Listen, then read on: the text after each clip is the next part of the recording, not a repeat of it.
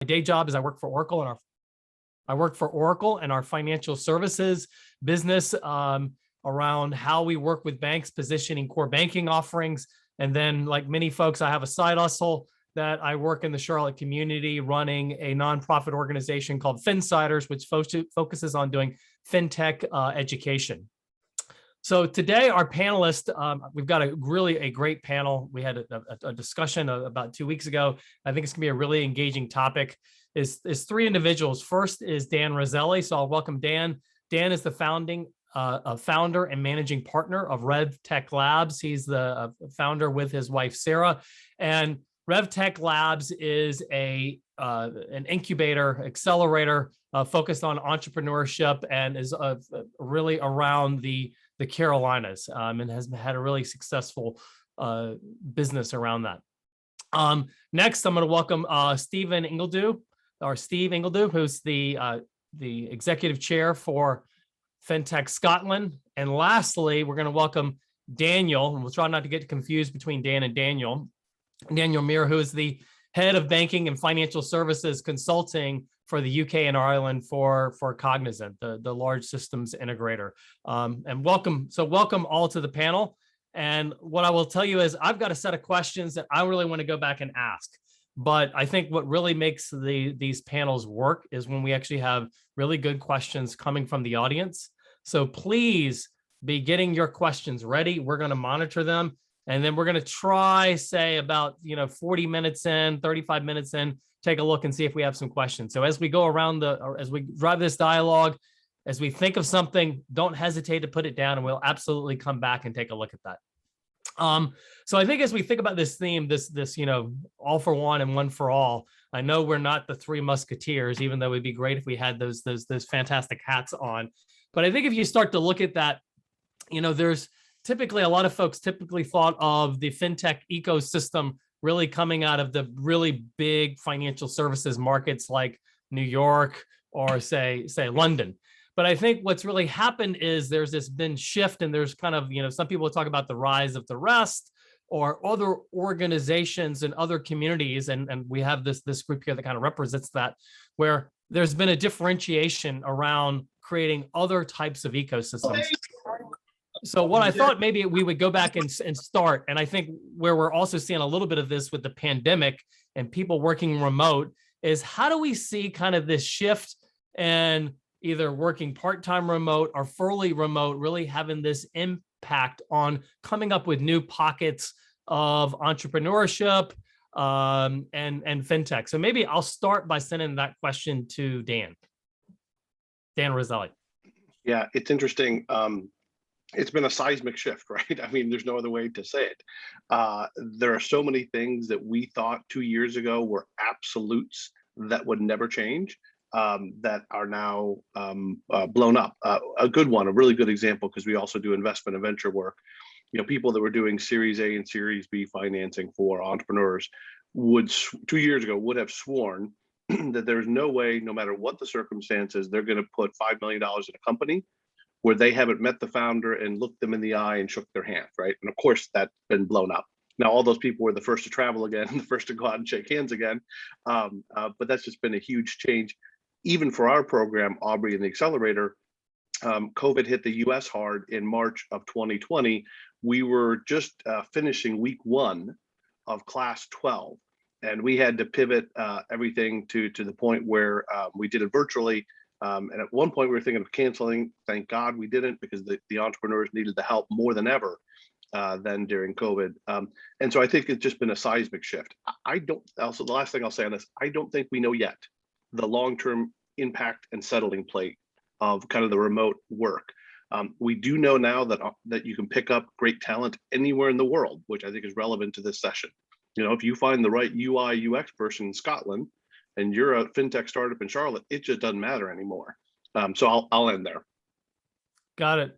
So Daniel, just to kind of maybe follow on a little bit is you can comment on that, but where do you really see, say, if you look at this shift, where do you see the pockets of these companies really starting to grow? And I mean, you certainly may want to give a view, a pan-Europe or a UK sort of view on that, but where do you see that going? And what do you see this kind of the impact of this kind of remote work? impacting us? Sure. I think if you look at the global rankings, Aubrey, you still see the usual suspects towards the top. So London, New York, west coast of the USA, and so on. What's happening in Europe is we're finding other emerging pockets. So Switzerland, Sweden, Lithuania have all started to really emerge as viable competitors, if you like, to the usual suspects.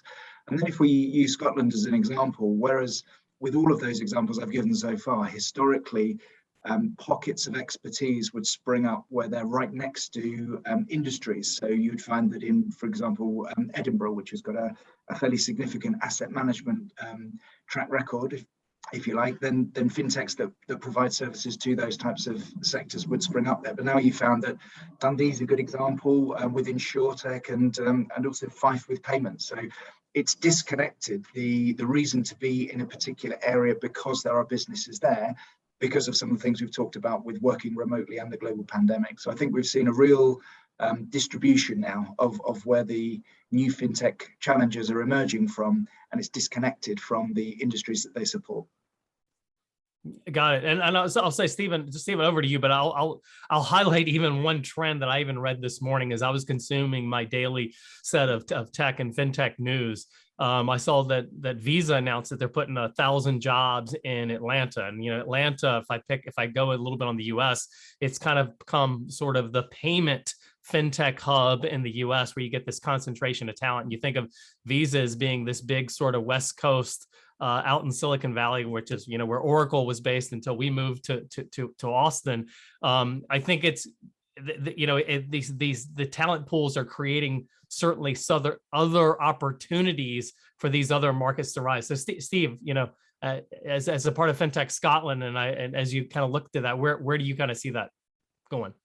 Yeah, and great point, Aubrey, there about Visa. And on that, probably just building on what Dan and Daniel said, 2 points really. One is fintech is thriving and will continue to thrive by being a melting pot of diversity of thoughts and ideas and innovation and creativity. That's where it's less about the fintech, it's more about actually the creativity from different mindsets coming together. And what the new world we're moving into, it means actually bringing together those diverse minds. You don't have to be all geographically located in the same city, the same region, because of that global connectivity through a virtual world. And I think that's we're finding in Scotland, fueling the fintech growth. The number of fintechs in Scotland, for example, has grown by over 30% during the pandemic of the last 18 months. And that's because of that stretch of bringing in more diverse talents. The second point of what the pandemic work environment has given us is really a recognition, and Dan touched on this, is the key for fintech success is scaling, commercialization. It's less about the money, the investment, it's about the commercialization of the idea into a bigger enterprise to change financial services. That commercialization has been accepted more and more to be done in a virtual world rather than feeling you have to be in Atlanta or you have to be in London or you have to be in Hong Kong, because it can be done much more now where people are used to accepting a kind of a virtual world of that commercialization. Don't get me wrong, human contact is still really important, but in a way, this new environment is really playing to the strengths of creativity, melting pot and scaling for fintech. Yeah, so actually, Stephen, that's a great sort of transition, which is where I wanted to kind of go as you start to look at diverse sort of talent pools. And I think that, I'm a little conscious of that a lot of us actually do look alike on this panel. And when we discuss diversity, it's nicer when we actually are a little bit of a diverse sort of panel. But I think, where do you actually see this? I know, Dan, just because I mentor some of the program, the fintechs in your program, I know that you certainly have really put a focus on kind of diversity and inclusion as you look for companies.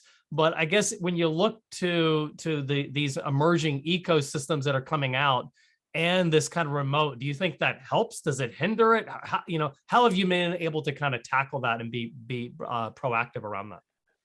Yeah, I certainly think it can help. For RevTech Labs, for example, Sarah Garces Roselli, who's my wife and business partner, is the co-founder of the company. So we're one of the very few Latina-owned or majority-owned or female majority-owned entrepreneurship, fintech ecosystem builders around the globe. So we're really happy about that.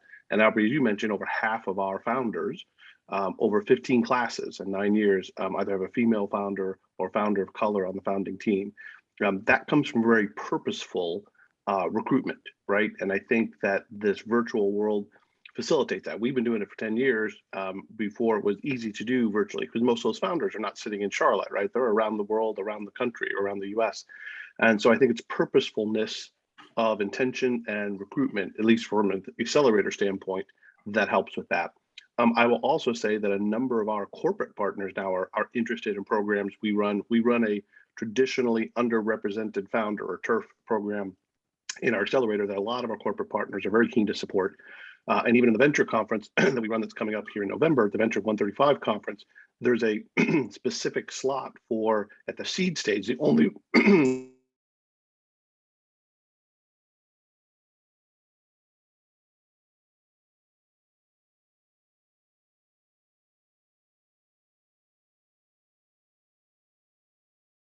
the only work we do at the seed stage, charge them to pitch, which a lot of venture conferences do. I hate that model as an entrepreneur. I think it's predatory on the entrepreneur. And so I think there are a lot of good opportunities out there. I think virtual certainly facilitates that, but I really don't think that's the magic pixie dust in the end. I think it can make it easier, but just because we're now more virtual, I don't think that by itself is going to get it done. People have to be intentional about their efforts. Got it. So Steve, I don't, how does, so I certainly have a close view of kind of where Dan is doing that. And clearly I have a deeper understanding there. How are you guys thinking about that at Fintech Scotland? Because I think, there's got to be, you must have to have a similar set of challenges, because I think everyone wants to go back and drive that, because ultimately you're going to come back with better ideas, better products, all of that kind of stuff. Yeah, it's a great point. And I think just as Dan said, you have to be really purposeful and intent about it, explicit. This has to be on the table all the time. It can't be just lip service. It can't be, there has to be a real walk the talk. So 2 things that we do. One is really make sure we're profiling the role models of, for example, women-led enterprises or people of color leading enterprises, role models of showing, yes, there is a way through. Yes, it is tough. We've got challenges. Highlight those challenges. Highlight how we're supporting and addressing those challenges of people of color or from a different sort of gender. So I think it's the role modeling aspect that we use, and that's been really successful at actually encouraging more. Then this is the second point: bringing more people from diverse backgrounds into the opportunities in fintech. And we have a little saying that fintech is far too important to leave up to the financial services industry, because it's been dominated by men, often lawyers, often accountants, often have a certain way of thinking, which is great, but that doesn't make a very exciting melting pot party where it's so restricted based on. So encouraging entrepreneurs, innovators from different parts of society and the economy, for example, from media, from retail, from those involved with the net zero agenda, into fintech actually creates a real opportunity of bringing forward those and really shifting the balance that's been there in the past. Got it. Thanks, Steve. So Daniel, I'm going to come to you next. And I kind of want to drive us to a little bit around these ecosystems and kind of thinking a little bit broader. You certainly had talked a little bit more around where we've seen it, where you've seen centers kind of arise around other sort of industries. But I guess, do we see these larger cities having advantages? Can you talk to that a little bit around what are the advantages that, say, in Edinburgh or a Berlin? I think of that one because from the fintech perspective, because I know we see like, N26 is based there, or we see other sort of pockets. Are there certain areas that kind of naturally come around that? And then also, how do you see kind of public policy and governmental policy going back and impacting that? Because certainly I would say sitting here in the US, we see certainly in the UK that certainly there's been a different sort of friendly regulatory regime maybe than what we saw in here. So it'd be good to really get your kind of insights around that, Daniel. Okay, sure. Let me answer both then. So why do ecosystems build up in certain areas and what can they rely on? if you look at London and New York, which have probably got the longest history, they have all of the ancillary services they need in their almost touching distance in their area. So back 3 years ago, which feels like a time we can almost not remember, where we were physically located next to the people that we were working for and the communities that we're serving and so on. That made life a lot easier. But I think also there's the expertise to be able to tap into. If you think of the legal structures that are in place, all of the capital, where some of the venture capitalists or the private equity funds are located, all of that makes it a lot easier to be able to access those services and to be able to thrive and scale quickly. The point you made about the regulator, I think, again, there are some ecosystems which would say they've had a really healthy and advantageous relationship with the regulator, who's been very pro-innovation, supportive of fintechs. The FCA in the UK certainly has been very much a pioneering force around putting together a sandbox. I think the most important thing that they've done alongside that those are the things that have really got the headlines, but aligning policy with market need. So where you see the need for new policies because the market's moving forward, things are digitizing, organizations need to now think about outsourcing risk, for example, which is really something that enables fintechs, because where regulators are saying, you need to think about the people that are providing the services, but you're still the regulated entity, that kind of gets fintechs on the inside of the camp rather than sitting on the outside of it trying to bust into what's working with a big bank. So the regulators play a hugely important role. We're lucky in the UK that our regulator is very forward thinking, very pioneering. There are good examples of that elsewhere in the world. And I think also the collaboration between regulators is something we'll see more of, where you've got a good template in one market that should be transferred to other markets so they can benefit from the path that's already been set out. Aubrey, can I ask Daniel a follow-up question? Sure, go right ahead. Is that allowed in our panel discussion? Yeah, absolutely, it's allowed. So Daniel, on that point about regulators, I was going to add, I'm glad you went to that about working with entrepreneurs. Do you have enough visibility? Do you see partnership between US regulators and UK or EU regulators? I just don't see them talk to each other or collaborate across the ocean at all. Do you see any of that? I think there could be more of it. I think if you think of their orders of priority, they would say, how do we ensure that there's a relatively level playing field for any of the industry participants first? So how do we ensure that if we take something like MiFID II, that's going to be relatively simple for people to implement when they've got multi-jurisdictional remits? And then I think they'll get to eventually, and how do we think forward? So how do we look at innovation and how we nurture that going forward? I think there's, as with all regulatory bodies, there'll always be good reasons why it's different in our market. And I think gradually we're getting to the point where people are saying, let's look for the similarities and let's look for the opportunities rather than focusing on the things that we're different, because sometimes we're different by necessity. So yeah, I'd agree, Dan, that there's certainly more that could be done, but I do see some cause for optimism within that. And Aubrey, if I may come on down sort of point there, I mean, specifically the setup of the what they call GFIN, the Global Financial Innovation Network of Regulators, is a good example of practical steps that are being taken. And so we've been involved, we're very close. The FCA were very much behind Fintech Scotland from the very outset, actually, in supporting resources, getting close to the entrepreneurs, as well as the larger enterprises that need to really step change the way that they think about customers. And the FCA, particularly with some of the Far Eastern regulatory bodies, good, close working relationship, always much more that can be done, but the intent is there. I think actually it needs the industry and innovators really to play an active part with the regulator, to be on the pitch with them in doing so. Yeah, so I'm gonna. So I think I find it interesting the viewpoints. I'm gonna come back to you, Dan, because one of the and kind of get your view from a U.S. perspective. Because listen, I have a role that's broader than the U.S. in my day job, and I think this is where my perspective is. You've seen, as Daniel talked about the FCA, you go back and look at the Monetary Support Authority of Singapore, even in Mexico, where they're starting to really sort of drive some standardization around these APIs. Part of that is to drive competition and openness that I'm not sure that we're seeing here in the U.S. What's your view on that? I'm a little skeptical there. Yeah, it's interesting. The U.S. sometimes, I think, gets, at least from the U.S. perspective, right? The U.S. perspectives tend to be U.S. centric, to be honest. And I think the folks in the U.S. see it as a very free market, low regulatory standpoint. But I'm not sure we have the best balance between our fintech innovation and regulators.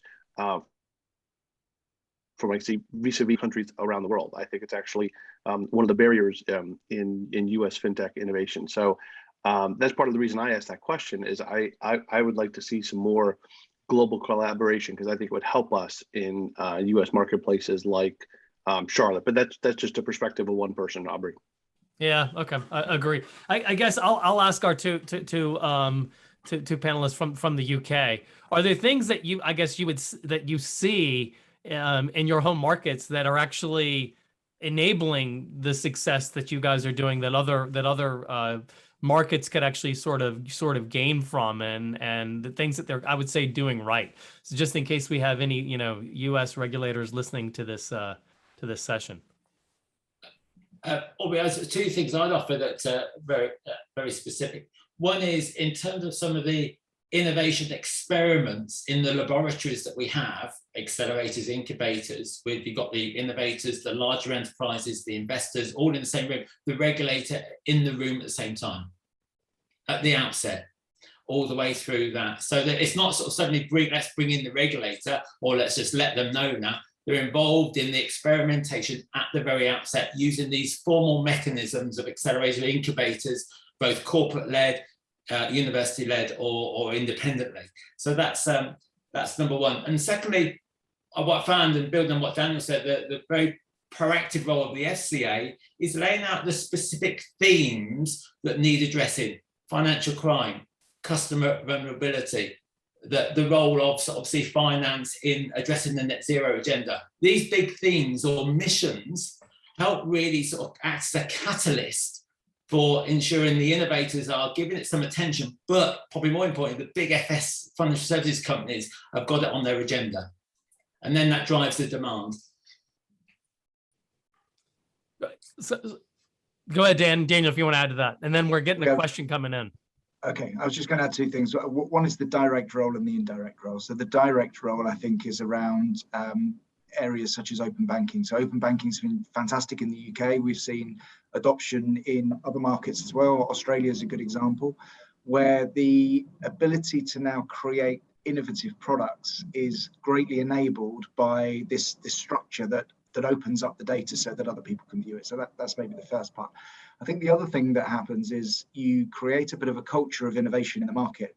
And so organizations spring up, new fintechs find a customer issue that hasn't been dealt with, and then they focus on it very closely. So think of buy now, pay later, which has been a huge success since it's been a thing in the UK.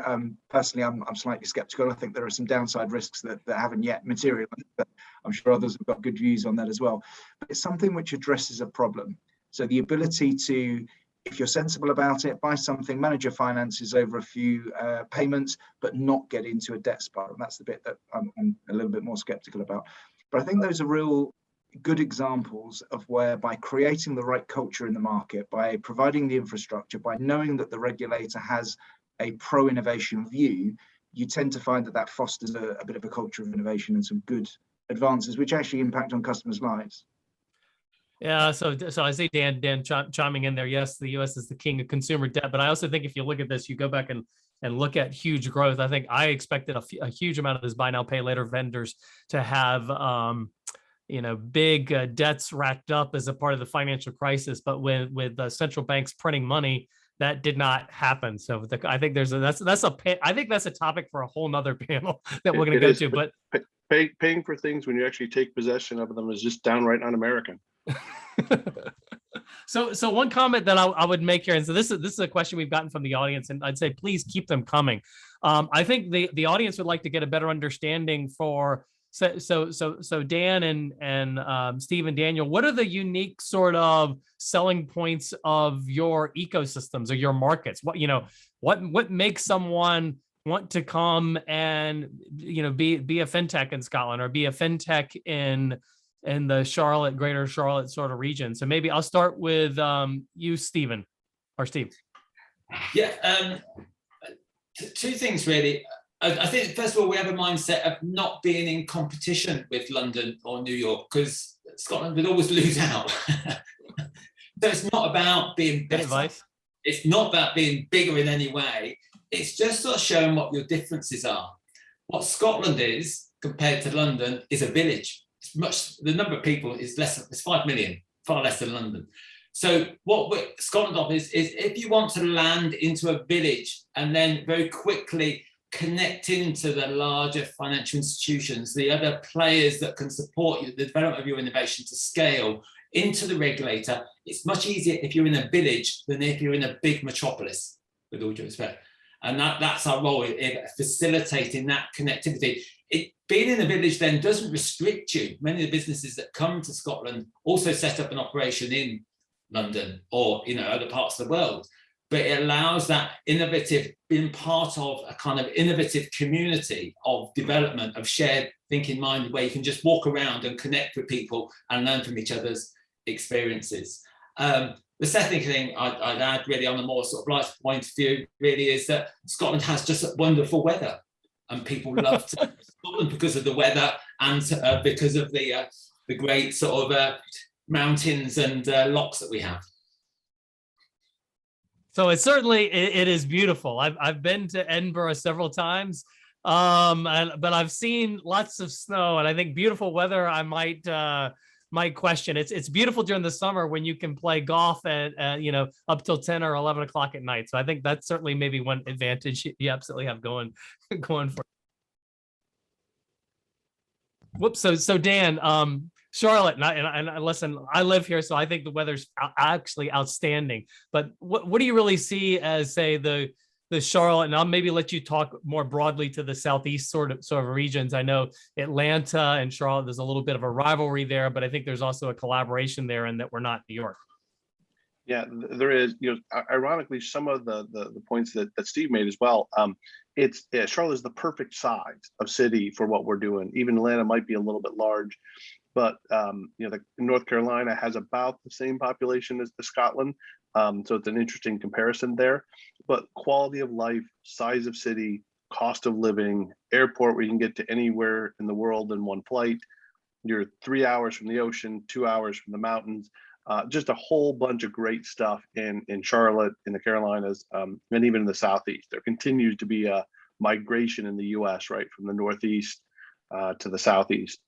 And then there's just a lot of talent there, right? It makes it easier to navigate. The one point I want to make, though, about not being in competition with London, it's similar in the US. Maybe the US is a little more competitive. But even having built this program that I think this is the second year we've gotten ranked as a finalist as top global fintech accelerator, and we're not sitting in London and we're not sitting in New York, right? And we're really proud of having achieved this very similar stats and outcomes to what the New York Fintech Innovation Lab has done by comparison. But even then, and we were talking about this earlier in this call, panel discussion about virtual as well. Even though the program is virtual, we're still taking a field trip to New York. And it's one of the first times we're doing it, because while we could meet everyone in New York virtually, there is something about being on the streets of New York and in people's offices and the ability to meet face-to-face that is still relevant there. But I think that's part of the advantage of Charlotte, is you can base here and still get around to the places you need to get versus live in New York. There's just so much mobility now that that issue has kind of gone away. And the last thing I'll say, that I think talent is the word I would use for Charlotte, because so many young people now, and this is very different than when I grew up, are choosing location around the world first, and then building their career there. And so I just see tons of folks that have a strong desire to come to Charlotte, and that feeds a very virtuous cycle. Yeah, I know that's great insight, Dan. And so Daniel, I'm going to come to you. So we had a good question from Shane Williams, who's here, which was really talking about the impact of Brexit on fintech. So maybe this will give you a chance to really talk a little bit more around, as you've kind of highlighted, we talked a little bit about the rise of those other communities. Is Brexit really having an impact? I mean, I will certainly say that we saw, for example, Bank of America, who's headquartered here in Charlotte, Kathy Besant, who has been a big supporter of the fintech community in Charlotte. She's picking up and moving to Paris to go lead their leadership initiative. And we see a lot of, some of the corporate back office stuff for a lot of the US banks are moving out of the UK and it looks like a lot into Paris to go back and support. Is there going to be an impact of that on fintechs? Yeah, it's a really good question. I think we've not seen the amount of exodus from London that was predicted by the doomsayers to begin with. So if you think of the reasons why London in particular is still a financial hub, it's because of some of the points I mentioned previously. All of the infrastructure and all of the ancillary services you need are still here. It's got some advantages which aren't going to go away. So the time zone advantage, the language advantage is still a big plus for London. I think what we are starting to see, particularly thinking about fintechs, is an additional test that's being applied. So whereas previously, as part of the EU, you could say, well, if you can do it in London, you just transport that to other countries and you just tweak it to the market, you change the language and so on. There's now, as we move away from common regulation across those markets, there's an additional test, which is, okay, what would you need to do differently if you wanted to also launch your service in another European market? Because we've not yet got to this point of equivalence around regulation. So yeah, it's a really good question, Shane. I think we'll be probably returning to this question every year, because as we've dragged our feet so long over Brexit, it's just been incredible. I mean, it still doesn't feel like it's anywhere done. And if you try to queue for fuel in the UK at the moment, you'll see one of the adverse effects of Brexit right on the doorstep. But I think as things do fall into some sort of order and regulation settles down a bit across European markets, we'll know more about the long-term impact on fintechs. Got it. Great. Thanks for the insight. I'm going to take us towards a different topic, talking about more AI and ML. I think I kind of think about some of those together. I'm not sure if we're 100% truly AI, but I certainly think about machine learning as really starting to drive that.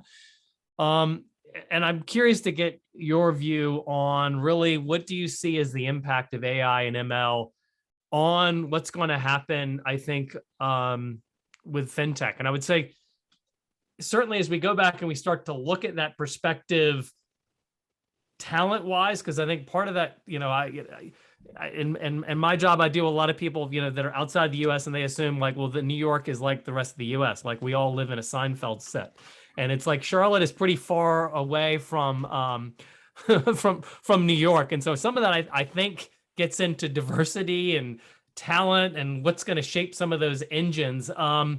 Maybe Steve, I'll come to you first. Is what do you see as the impact on AI ML technology as it goes back and really looks at fintech, especially as it looks at fintech outside of those major hubs?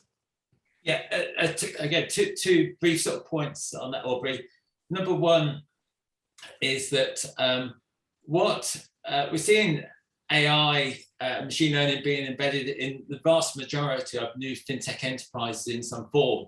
It's playing a fundamental underlying sort of part of really the infrastructure, the architecture. For example, if you take, and Daniel mentioned open banking, open finance as it's becoming, that sort of swamp of data, it has to be utilized, put to some analytical use that then drives an insight, drives an action really. And therefore the role of AI in that, whether it's around issues such as financial crime, whether it's around, as touched on, customer vulnerability and financial inclusion, there's a whole host really where the open finance opportunity is being brought alive by the use of AI and ML. The second thing, though, that's happening, and we see this the makeup, and Dan was touching on the point about skills and talent. The talent really is going to come through in terms of the role of us as human beings and the skills that we bring, which is different to what machines do. What we bring as human beings is creativity, intuition, relationships, all that sort of side of things. And in a way, it's releasing up really the skills and talent to focus on those core parts of new innovative ways to address financial issues in the system, and let the machines the AI do all the heavy lifting behind the scene. So it's how you get that interaction between the human and the machine, or AI, to work effectively to drive new innovations. We're seeing that really come to the fore. And therefore, to be a fintech entrepreneur, you don't need to be a fin or tech specialist. You need to know really how to drive those cars to get the best out of them, the most enjoyable journey, and to get from A to B and get the best result. Yeah, I might jump in and add to that, Aubrey, if that's okay. Yeah, go right ahead. Yeah, so a couple of thoughts on that, and I posted an article there that I think is really interesting. We had for us, because we work with 70 different corporate partners, 2 presentations I think just last week, specific to them on what we're seeing in the AI space, because the appetite to have a radar screen for what's coming is almost insatiable from our corporate partners. And for example, our alumni, we had 3 alumni come back and present. You know, one was originally from Russia, now lives in New York. One was in Canada, and one happened to be in Charlotte. So back to the, you know, weaving some themes from this whole panel discussion about mobility, opportunity to opt virtually, where talent is. I hadn't really even thought about that until this discussion, that, you know, the geographic diversity of that and the ability to kind of bring them all into a meeting seamlessly for a board of directors just worked really, really well. The other thing I'll say in terms of AI, we do a survey of those corporate partners. They're pretty informal, but every 2 years, and AI was the top interest area from our corporate partners 2 years ago. Shane asked a question from SIA Partners. They're one of our good partners. They're leading the strategic survey of these corporate partners this year, and I'll be shocked if that doesn't come out #1 again in interest areas, especially for an accelerator, where we're in the very early stage of stuff, where they want us to continue to focus. The last point I'll make is that I believe that AI is going to be very similar to blockchain, right? 3 years ago, 5 years ago, we had companies come in and say, I'm a blockchain company. It's like, well, there really is no such thing as a blockchain company, right? It's an underlying technology that allows you to facilitate some other value add to the consumer. And I think AI will be similar to that. There really isn't an AI company. There's going to be a whole bunch of fintechs that use AI to do something that's meaningful to the customer experience. So, great insight, Dan, and Daniel. We got a question kind of geared towards you that's really along that vein, which is for, you know, you think about a company the size of Cognizant, and I know you guys are, you know, are a large company. You know, how do you foster the sort of innovation, creativity in areas such as AI or ML or other things like that, that you associate with sort of emerging fintechs or other types of acquisitions or partnerships? So how do you guys kind of think about that? Yeah, sure. Let me answer that one first, and then I've got 2 other points I wanted to make on AI as well. One of the ways that we try to go to market is through partnerships, and we try to do that in 3 ways. We have partnerships with other big system providers and technology firms. We acquire companies, and Vishal referenced that as well. But we also work closely with fintechs for a number of reasons. We see most of the innovation in the banking sector, for example, coming from the smaller firms, people like the challenger banks, the tier 2s, the neobanks, partly through necessity because they have to, and partly through agility because they're able to move quicker. And so their willingness to work with fintechs is higher, which drives us, because a number of those are our clients, to build partnerships with fintechs. I think one of the great things about Cognizant is there's someone who's an expert in whatever technology it is or whatever use case it is somewhere in the firm. For someone like me, my job's to find them. And sometimes they're located in far-flung places, and I don't know them because I've only been in the firm 9 months. But normally I've got some colleagues who have got a better network in the firm than me that can help out. And I think the advantage that we can help them with, and Steve and Dan have both touched on this earlier, that fintechs are really interested in scaling.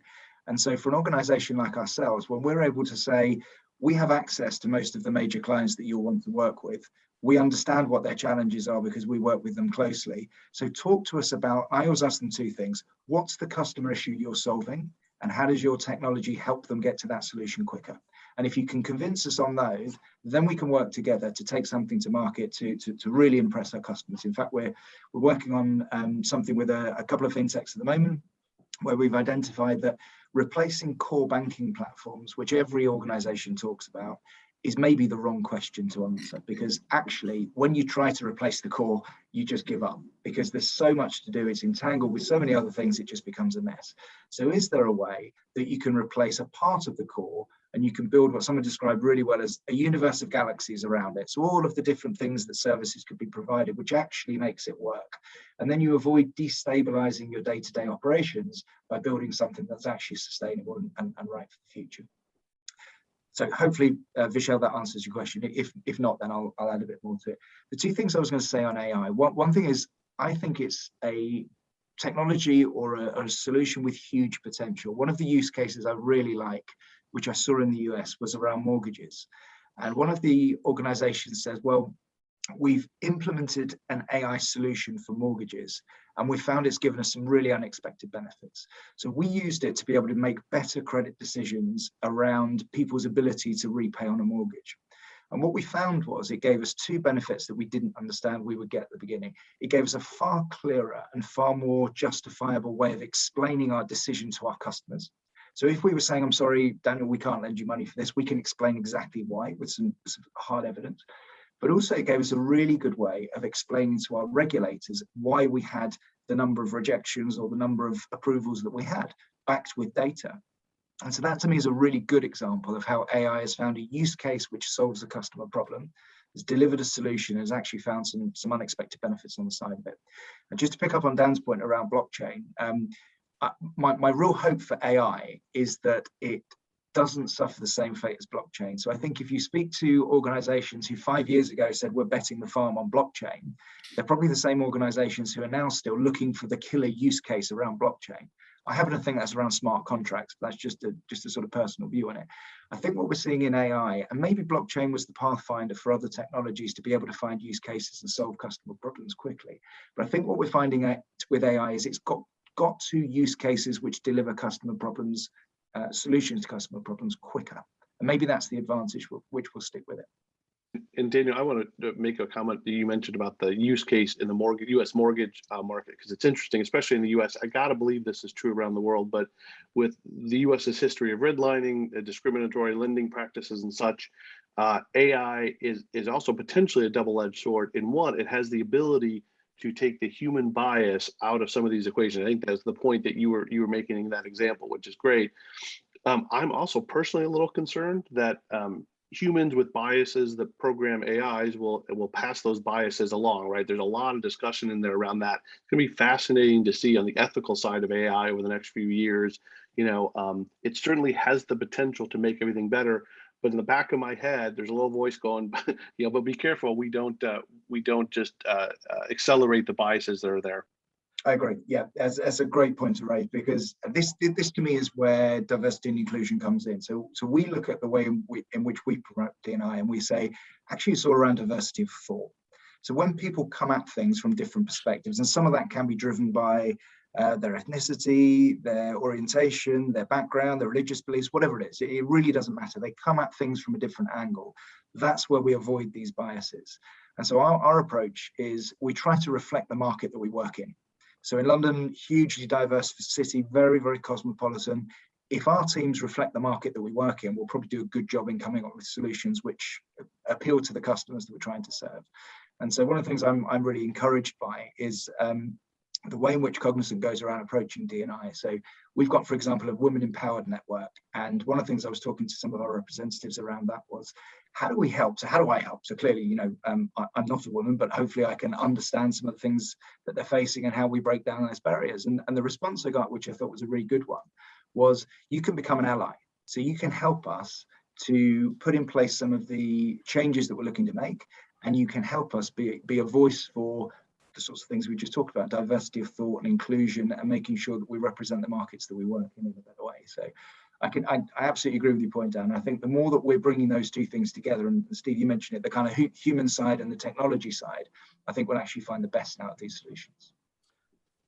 So I'm going to ask one other question that didn't come through the chat, but actually I got on LinkedIn and I tried to source some questions. It was more around, it touches, I think, a little bit on AI. That's why I was waiting till we got to this AI topic, was around, anti-money laundering. And you start to see where, banks have a heavy reliant there. The comment was around fintechs sometimes haven't had to follow some of the stringent compliance regulations that many of the banking partners play around there. So as you think, kind of, I guess maybe trying to look at combining a couple of those topics, right? The ecosystem, the regulatory makeup with AI, how can that really start to have an impact? Because when you think about, anti-money laundering isn't just, a thing we do, right? It's a way to go back and stop sex trafficking, human trafficking, illicit goods. It really has a human or a face to it that is not really, when you say anti-money laundering, a lot of people think, oh, well,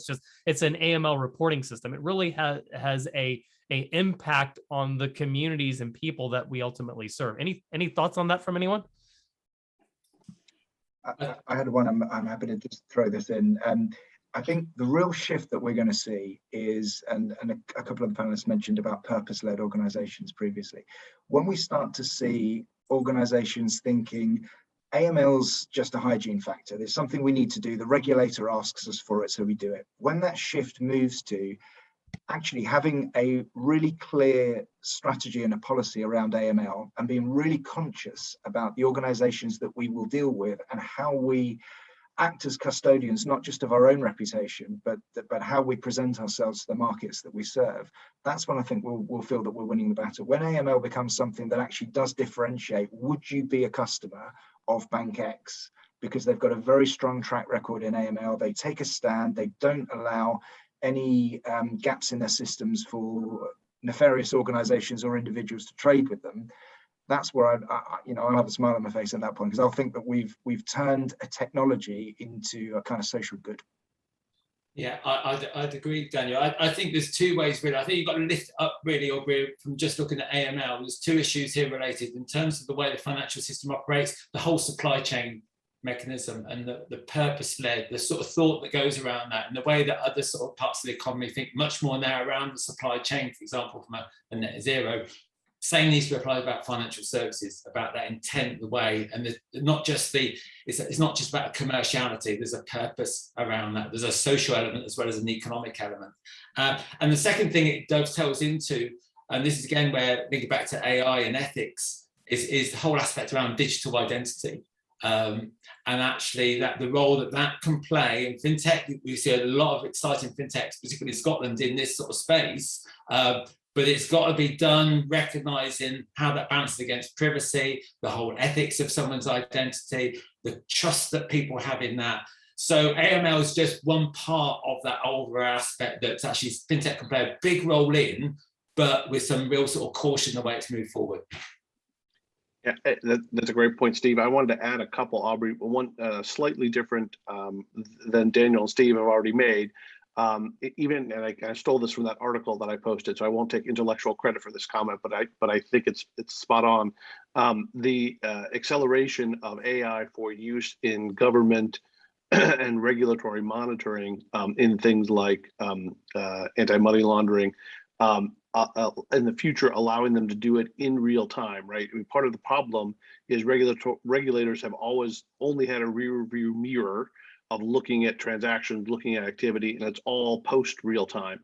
And there's some real hope and promise of being able to do some of this through the front windshield now in real time versus only through the rear view mirror. I thought that was an insightful comment.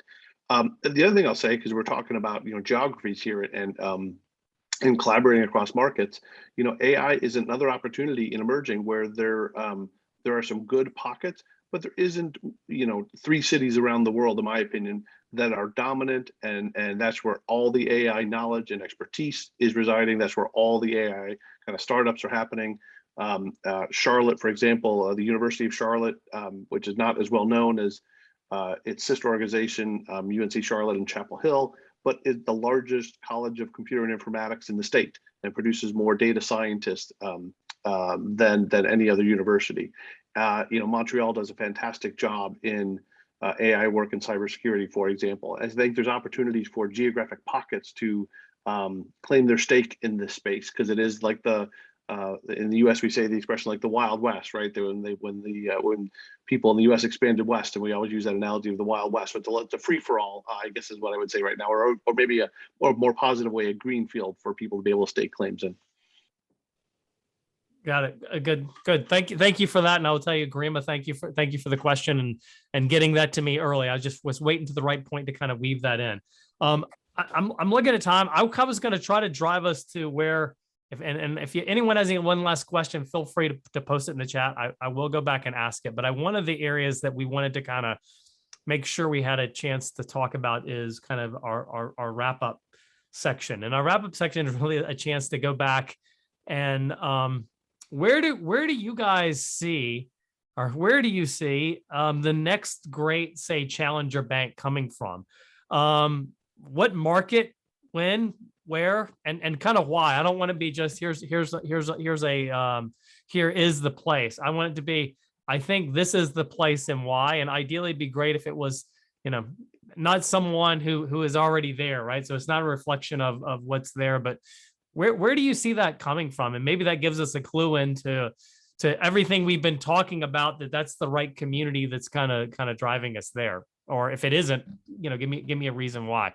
So I'm gonna see who really wants to latch onto that one. So Dan smiled. So Dan, you get to come. I'm coming to you first. Oh, sure. If I know that, I would have had a grimace on my face. Geez. It's a tough question, right? And there's not really a wrong answer because you're asking for an opinion question here. The one thing I have a strong opinion about, I don't think it's going to come from the U.S. Just to become some of the comments we talked about earlier about regulatory issues and where the marketplace is. Now, I could have egg on my face later on for not rooting for the hometown team, maybe, but I don't see it happening in the U.S. An obvious answer potentially is, like an EU, Australia, maybe a South Africa if I was going to take a wild card guess out there, but that'd be my answer.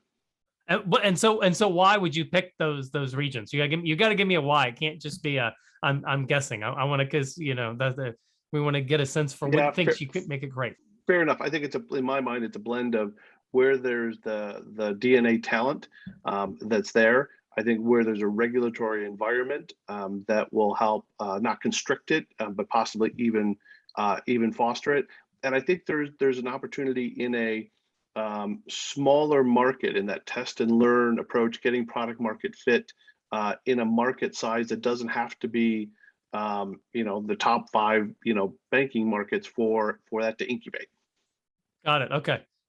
So I'm going to come to you, Daniel, next, and I'll give Steve give him the last word on that. Okay, so I'll echo what Dan said. Predictions will only be wrong. It's just a question of how much. But let me give you two views on what it might be. I saw a really interesting case study from Nigeria with Fluttervision, and they've enabled electronic invoicing for SMEs purely out of need because of the inability to transact face-to-face, person-to-person, manually through the pandemic. So my hope is that the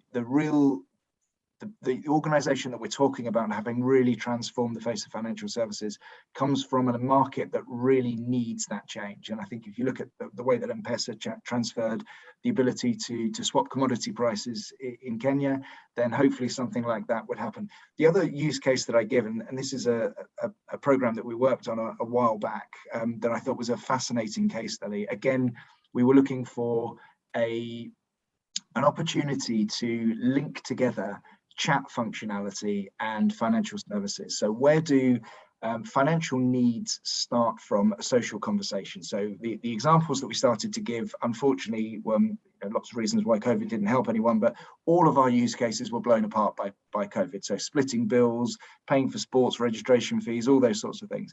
But the one thing that stuck with us was shared grocery payments. So if you think of particularly in, this was a Latin American example, particularly in multi-generational or extended households, you would have people within that household who maybe didn't feel comfortable with or didn't feel that they could go and buy groceries, but everyone needed to eat.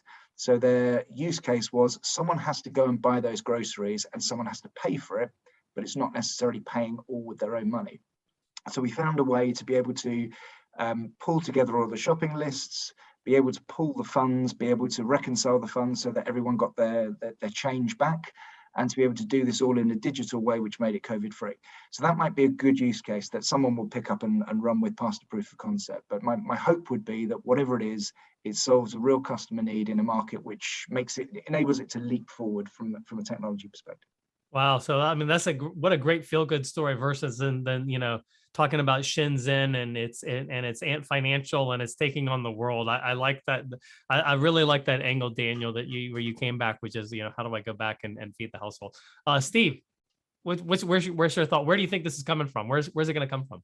Yeah, two bit, and it sort of partly builds on what sort of Daniel sort of covered there. Two areas where I think there's going to be a real explosion of more this new economy that we're moving into of smaller enterprises, people running not just one business but multiple businesses.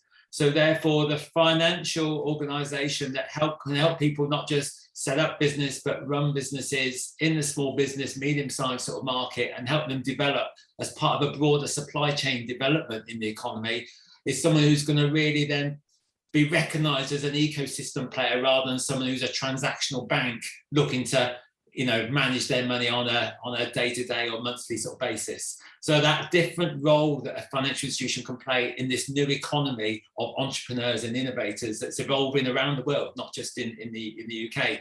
The second thing that links to that, a number of these new enterprises, but also the consumers who are recognizing the importance of environmental finance, the whole net zero climate challenge agenda, alongside the role of finance on that, combining the two and the new, not necessarily banks, but financial institutions, innovations that allow people to achieve that purpose of wanting to address some of the sustainability challenges on our planet, alongside managing money, go hand in hand with a digital enabled sort of financial solution. That really is early stage in some respects, but actually it breaks down the barriers of seeing finance on the one hand, the whole climate issue on the other hand. They're so interlinked, and there's opportunity to bring creativity through by combining, and we're starting to see that. Awesome, great insight. And I'll go back. I had one answer when we talked about this prior, but I'm going to switch my answer. I actually think with Hazel, and for those of you guys, when I say Hazel, you're like, what are you talking about? Which is the new Ribbit Capital, Walmart, a bunch of former Goldman Sachs bankers that are now there.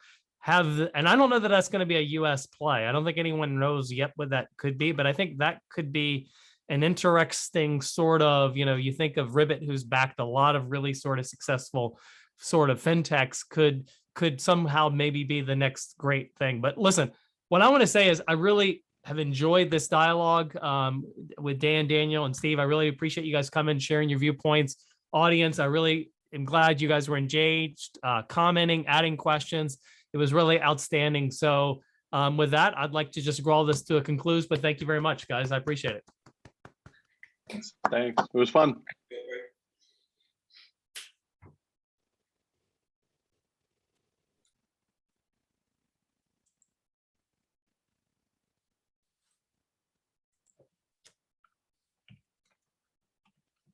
Are we staying on, or and wait for it to drop, or?